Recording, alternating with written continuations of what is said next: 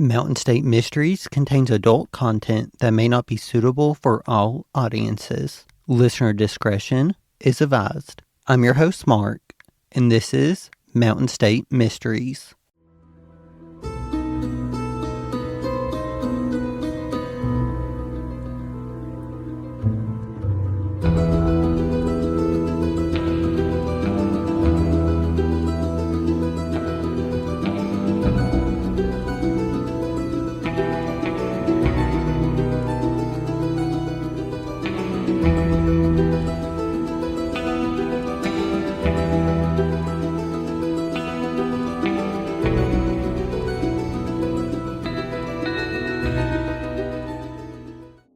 The story I have for you this week is one that everyone may know, but you may not know the haunting behind the story. Since Courtney is off this week, I decided to tap into one of the hauntings from the Mountain State. This is the story of John Henry and Big Bend Tunnel. One of the most famous American legends is John Henry, a man whose story is told in ballads and lore. John Henry, an African American, stood 6 feet tall and weighed around 200 pounds. John Henry is famous for his steel driving abilities. There is actually still a lot of debate on whether John Henry was a real person or not. Believe it or not, there are several places in other states that have been credited for the site of his death.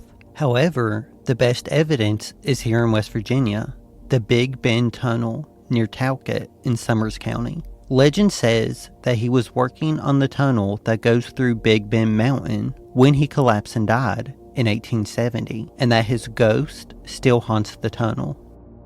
The construction of the Big Bend Tunnel began in the 1870s as part of the Chesapeake and Ohio Railway's very ambitious project on extending its rail line through West Virginia. Big Bend Mountain got its name from the long 8-mile bend that the Greenbrier River makes around it. While creating the tunnel, they found out that it was a very difficult task, compounded by frequent and deadly rock falls of brittle shale, which crumbled once it was exposed to the air. The estimated deaths were 1 in 5 workers, as well as mules dying from the rock falls. John Henry had the reputation of being one of the best steel drivers, whose job was to pound the drills by hammer. Steel drivers had to be strong, resilient, and able to keep up a steady beat.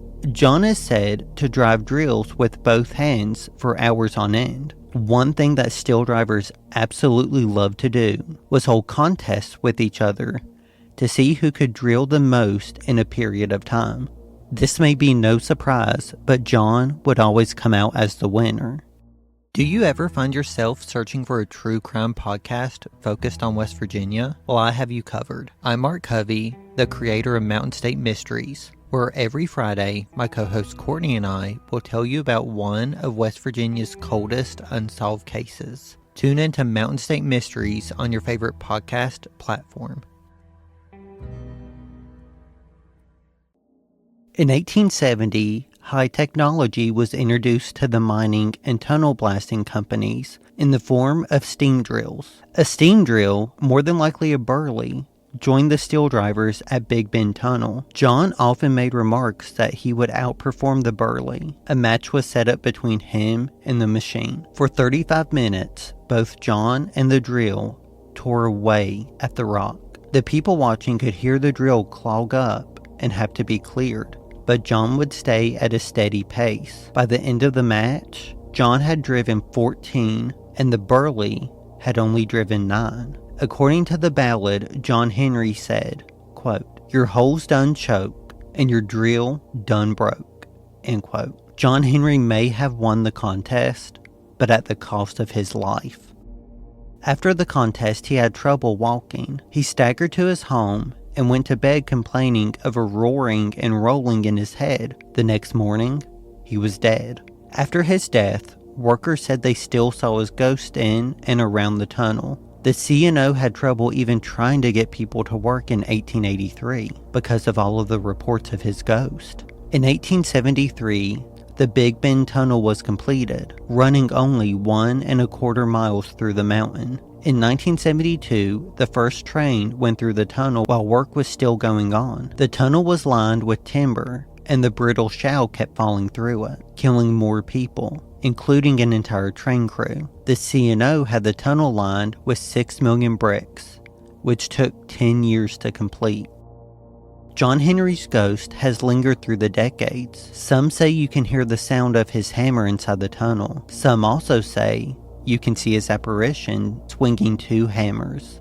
While construction of the tunnel was still going on, workers would sometimes stop and refuse to work whenever they heard John Henry's ghost. A man named Alfred Owens was one of the workers they hired to line the tunnel with bricks. On a cold November afternoon, he was finishing his shift when he heard something in the tunnel. At first, he thought it was just an animal, maybe a rat, cat, or a dog. Maybe it was some shale falling down. Maybe even some rocks shifting in the tunnel. Then, he heard a clanking sound, like a hammer hitting metal. While he was looking down towards the tunnel's exit, he saw the shadowy figure of a 6-foot-tall man near the opening. The man had a hammer in each hand, and he swung them in rapid strokes. Owens moved towards the opening, the only way out of the tunnel. While Owens was trying to get out, he slipped on wet rock and fell down near the shadow figure. When he looked up,